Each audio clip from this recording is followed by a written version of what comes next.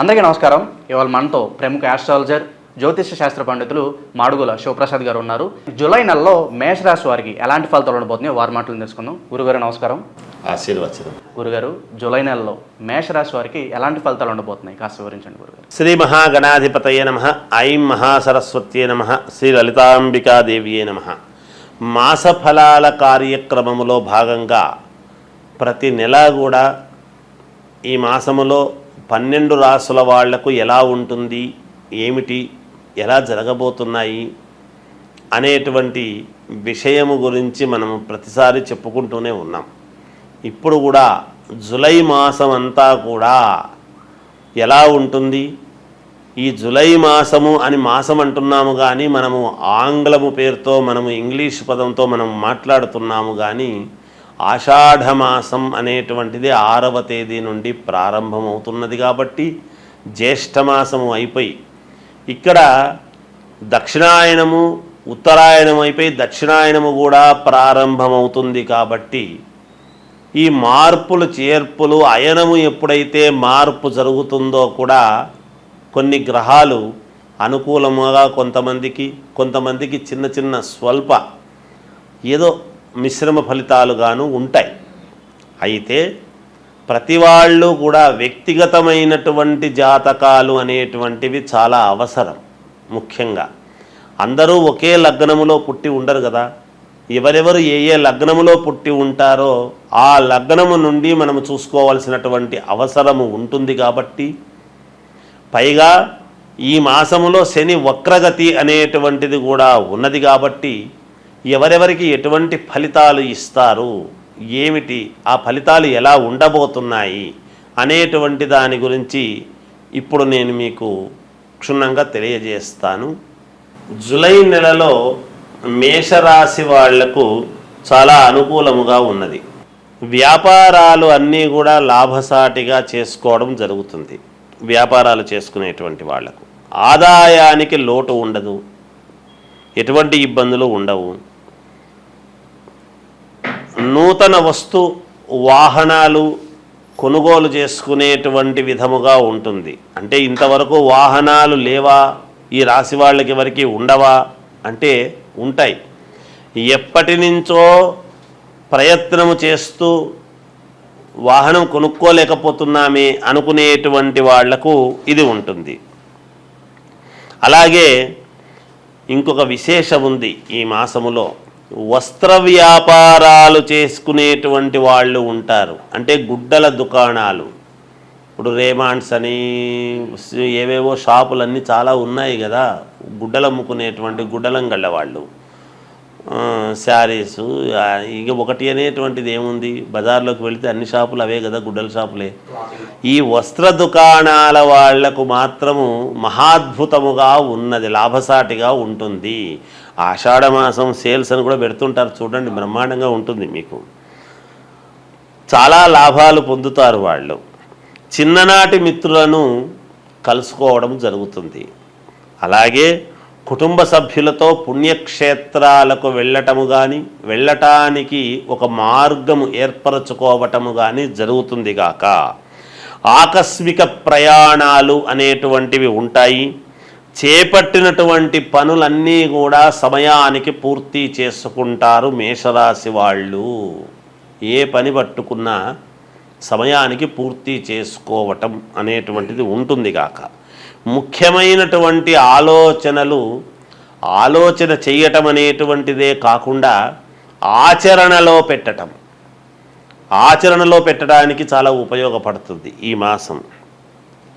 ఉద్యోగ వ్యవహారాలలో విజయము సాధించి తీరుతారు. కొత్తగా ఉద్యోగాలు కావాలనుకునేటువంటి వాళ్ళకు కానీ, లేదా ఉద్యోగములో అప్గ్రేడ్ కావాలి అని అనుకునేటువంటి వాళ్లకు కానీ పదోన్నతులు, ప్రమోషన్లు లాంటివి, లేదా వేరే చోటికి ట్రాన్స్ఫర్ కావాలి అని ఆశిస్తున్నటువంటి వాళ్ళు కానీ, ఇలా ఎవరి రంగాల్లో వాళ్లకు ఎవరికి అనుకూలం, వాళ్ళందరికీ కూడా చాలా అనుకూలముగా ఉన్నది.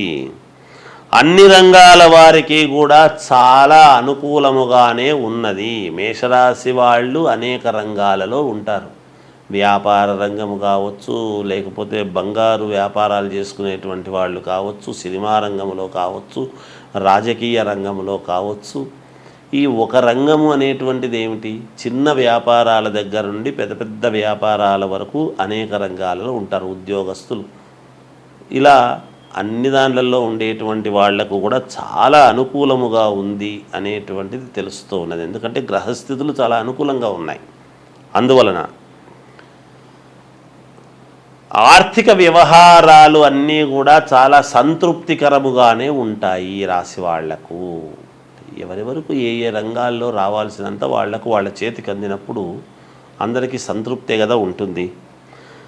మాసాంతములో స్వల్ప అనారోగ్య సమస్యలు వచ్చేటువంటి అవకాశము కనపడుతూ ఉన్నది. అంటే దానివల్ల ఏమీ భయాందోళనకు గురి కావాల్సినటువంటి అవసరమైతే ఎంత మాత్రమూ లేదు. ఏదో వెళ్ళటము, కాస్త డాక్టర్ల దగ్గర చూపించుకోవడము, ఒక ట్యాబ్లెట్లు వాడడము, మళ్ళీ బాగుందిలే అనుకోవడమే ఉంటుంది తప్ప పెద్దగా ఇబ్బందులు ఉంటాయి అనేంతటి ఇదైతే ఎటువంటి పరిస్థితుల్లోనూ లేదుగాక. ప్రయాణాలు చేసేటప్పుడు ఎవరినైనా తోడు పెట్టుకొని వెళితే బాగుంటుంది అనేటువంటిది సూచనప్రాయముగా తెలియచేయటమే. గురుగారు, అలాగే ఈ మేషరాశి వారు ఎలాంటి పరిహారాలు చేసుకుంటే వీళ్ళకి శుభ ఫలితాలు ఉంటాయి అంటారు? ఇంకా మెరుగైనటువంటి ఫలితాలు సాధించుకోవటానికి ఏమి పరిహారము చేసుకుంటే బాగుంటుంది మేషరాశి వాళ్ళు అని కనుక ఆలోచన చేస్తే, మీ ఇంటి దేవుడు అనేటువంటి వాళ్ళు ఉంటారు. రాశి వాళ్ళు అందరికీ ఒకే పరిహారము ఉండదు ఎప్పుడూ కూడా, అవి వేరు. అయితే ఇక్కడ ఎవరెవరి ఇంటి దేవుడు వాళ్లకు ఆ ఇంటి దేవుడిని ఆరాధిస్తే మేలు జరుగుతుంది గాక. ఇంటి దేవుడికి సంబంధించినటువంటి గుడికి వెళ్ళటం కానీ, ఆ ఇంటి దేవుడిని స్మరించుకోవటం కానీ చేసినారంటే ఈ మాసమంతా మీకు మేలు జరుగుతుంది అని తెలియజేస్తున్నాను. జూలై నెలలో మేషరాశి వారికి ఎలాంటి ఫలితాలు ఉండబోతున్నాయో తెలియజేసింది. ధన్యవాదాలు గురుగారు. అందరికీ నమస్కారం. ఇవాళ మనతో ప్రముఖ ఆస్ట్రాలజర్, జ్యోతిష్య శాస్త్ర పండితులు మాడుగుల శివప్రసాద్ గారు మనతో ఉన్నారు. ఆషాఢ మాసం యొక్క విశిష్టతను వారి మాటలోనే తెలుసుకుందాం. గురుగారు నమస్కారం. ఆశీర్వచనం నాయన. గురుగారు, ఆషాఢ మాసం యొక్క విశిష్టతను కాస్త వివరించండి. అలాగే ఆషాఢ మాసంలో చేయాల్సిన పనులేంటి, చేయకూడని పనులేంటి కాస్త వివరించండి గురుగారు. శ్రీ మహాగణాధిపతయే నమః. ఐం మహాసరస్వత్యే నమః. శ్రీ లలితాంబికాదేవ్యై నమః. ఆషాఢమాసము యొక్క విశిష్టత ఏమిటి? ఆషాఢమాసములో చేసుకోవాల్సినటువంటి పనులు ఏమిటి, చేసుకోకూడనివి ఏమిటి అనేటువంటివి సరే ఎంత తెలిసినా ఏదో ఒక అనుమానము, మానవులము సహజము కదా. ప్రతిదీ కూడా మనము సందేహము అనేటువంటిది వచ్చినప్పుడు తెలుసుకోవాలి అనేటువంటి దాంతో అడుగుతూ ఉంటారు. సర్వమానవాళికి తెలిసే విధముగా చెప్పటము మా వంతు కర్తవ్యముగా భావించి తెలియజేస్తూ ఉంటాం. ఆషాఢమాసం అనంగానే ఆషాఢమాసం వస్తుంది కదా, శుభకార్యాలు చేసుకోవటానికి అవకాశము ఉండదు అనేటువంటిది అందరికీ తెలిసిన విషయం. అంటే వివాహాలు, గృహప్రవేశాలు, శంకుస్థాపనలు, మామూలుగా పండితులు వీళ్ళు బ్రాహ్మలు అనేటప్పటికీ ఉపనయన కార్యక్రమాలు, ఒడుగు అంటాం. అలా ఇక్కడ తెలంగాణ భాష వడకలగ్నం అని ఏదో అంటాం. అలా ఉపనయన కార్యక్రమాలు కానీ, శంకుస్థాపనలు, భూమి పూజలు కానీ, ఏదైనా ఒక కొత్త వ్యాపారము ప్రారంభించాలి, చెయ్యాలి అని అనుకుంటే అవన్నీ ఆషాఢమాసము కదా నాయన, ఈ మాసము కాస్త ఆగి చేసుకోవచ్చు కదా అని ఇలాంటివన్నీ కూడా చెబుతూ ఉంటాం. సరే, ఎవరైనా కాన్పులైనారు అనేటప్పటికీ మరి పుణ్యపురుడు కాబట్టి ఇంట్లో పుణ్యాహవాచనము ఇట్లాంటివి ఇవి చేసుకోవచ్చు. ఆషాఢమాసములో చేసుకోకూడనివి అంటే శుభకార్యాలు ఏవి తలపెట్టేదానికి ఉండదు.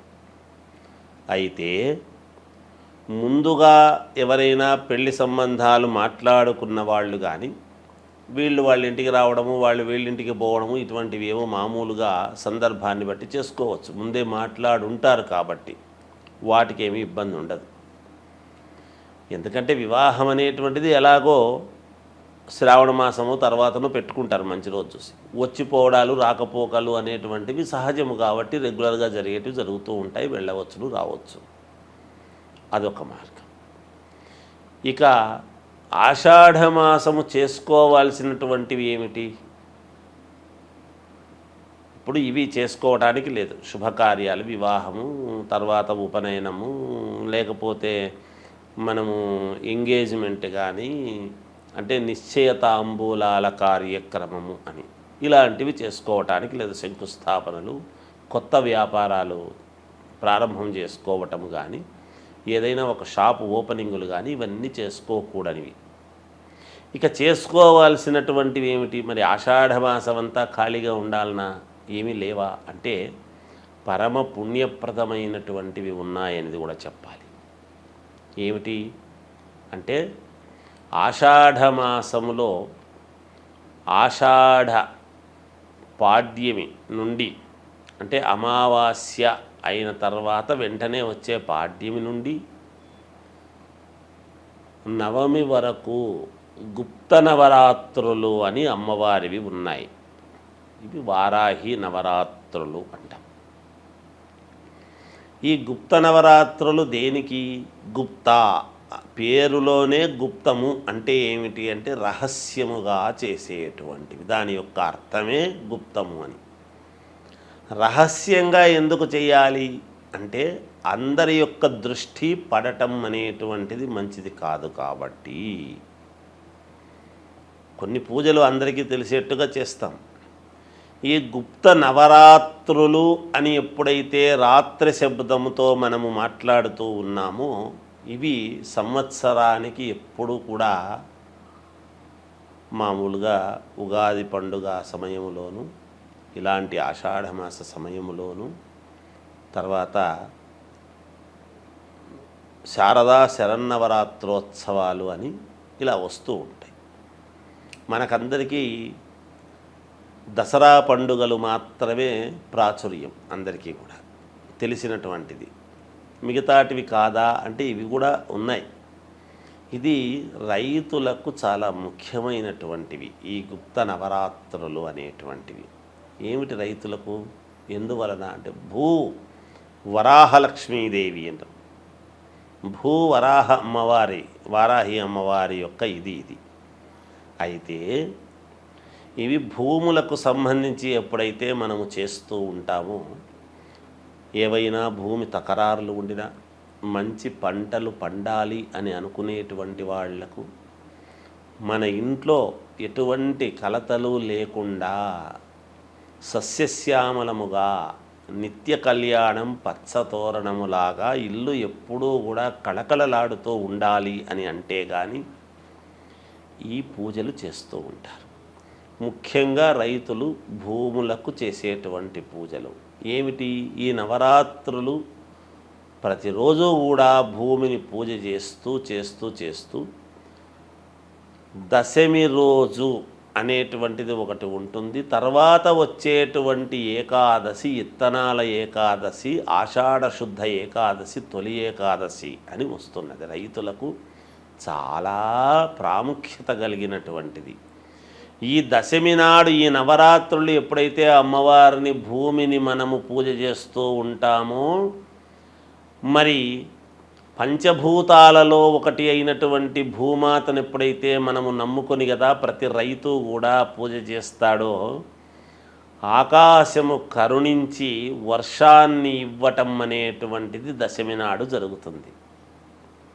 ఈ చేసినటువంటి పూజలకు చాలా సంతోషించి, ఎప్పుడైతే దశమి రోజు ముందు రోజు వానలు కురుస్తాయో, తొలకరి వానలు అని చినుకులు పడతాయో, మరుసటి రోజు సేద్యము చేసుకొని ఇత్తనాలు వేసుకోవటానికి రైతు ఇలా ఆకాశం వైపు చూస్తూ ఎప్పుడు కరుణిస్తుందా అనేటువంటి ఇది చూస్తూ ఉంటాడు. రైతులకు చాలా విశేషమైనటువంటిది, పుణ్యప్రదమైనటువంటి మాసము ఈ ఆషాఢ మాసము. రైతులకు చాలా ముఖ్యము అని అంటున్నాము అంటే మనందరికీ రైతు ముఖ్యము కదా. అన్నము అనేటువంటిది రైతు అనేటువంటి వాడు లేకపోతే అన్నం ఎక్కడి నుంచి వస్తుంది? మనకు ఏ పంట రావటం కష్టమే. అందువలన అలా పంటలు పండించేటువంటి రైతులు చాలా సంతోషంగా ఉండటానికి ఈ ఆషాఢ మాసము అనేటువంటిది చాలా ముఖ్యమైనటువంటి మాసము. ఒక రకంగా రైతులకు చాలా పుణ్యప్రదమైనటువంటి ఇవి వస్తూ ఉన్నాయి అనేటువంటిది తెలియజేస్తూ జయోస్తు. ఆషాఢ మాసం యొక్క విశిష్టత, అలాగే ఆషాఢ మాసంలో చేయాల్సిన పనులు, చేయకూడని పనులు వివరించినందుకు ధన్యవాదాలు గురుగారు. జయోస్తు.